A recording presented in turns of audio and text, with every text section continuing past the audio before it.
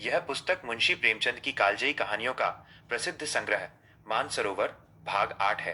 प्रेमचंद को कथा सम्राट कहा जाता है क्योंकि उनकी कहानियां समाज के हर वर्ग का सजीव चित्रण करती हैं। बुक कवर का विवरण। Book cover analysis. इस कवर को बहुत ही प्रतीकात्मक तरीके से डिजाइन किया गया है। शीर्षक बड़े अक्षरों में मानसरोवर लिखा है। प्रेमचंद ने अपनी कहानियों को इसी नाम से विभिन्न भागों में संकलित किया था। विषय वस्तु कवर पर स्पष्ट लिखा है। जाति धर्म, जमींदार किसान और रहस्य रोमांच पर आधारित कहानियों का एक संग्रहणीय संकलन।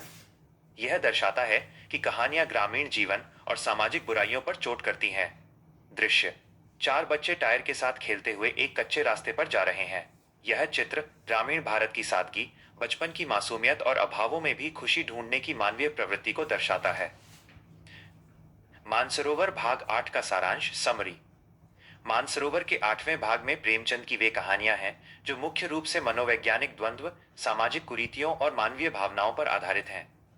इसमें समाज के वंचित वर्ग, किसानों के शोषण और बदलते मध्यम वर्गीय मूल्यों को बहुत गहराई से उकेरा गया है। प्रेमचंद की लेखनी की विशेषता यह है कि वे समस्या दिखाने के साथ साथ अक्सर एक नैतिक समाधान या हृदय परिवर्तन की ओर इशारा करते हैं। प्रमुख कहानियों के नाम और व्याख्या। की चैप्टर्स। इस भाग में कई महत्वपूर्ण कहानियां शामिल हैं, जिनमें से कुछ प्रमुख इस प्रकार हैं। कहानी का नाम। संक्षिप्त व्याख्या। कफन। यह प्रेमचंद की सबसे प्रसिद्ध और मर्मस्पर्शी कहानियों में से एक है। यह गरीबी के उस चरम स्तर को दिखाती है जहां इंसान की संवेदनाएं मर जाती हैं। ईदगाह। एक छोटे बच्चे हामिद की कहानी जो अपनी खुशियों को त्याग कर अपनी दादी के लिए चिमटा खरीदता है। यह त्याग और समझदारी का प्रतीक है। पूस की रात। एक गरीब किसान हल्कू की लाचारी की कथा जो कड़ाके की ठंड में अपनी फसल को बचा नहीं पाता। ठाकुर का कुआं। जातिवाद और छुआछूत जैसी कुरीति पर एक कड़ा प्रहार है। बूढ़ी काकी। बुजुर्गों के प्रति परिवार की बेरुखी और फिर अंत में होने वाले पश्चाताप की भावुक कहानी है। बड़े भाई साहब।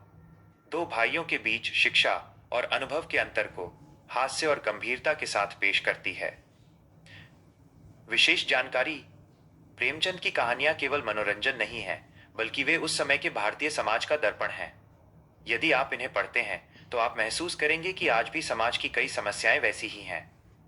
क्या आप इनमें से किसी विशेष कहानी का विस्तृत सारांश या पात्रों का विश्लेषण जानना चाहेंगे?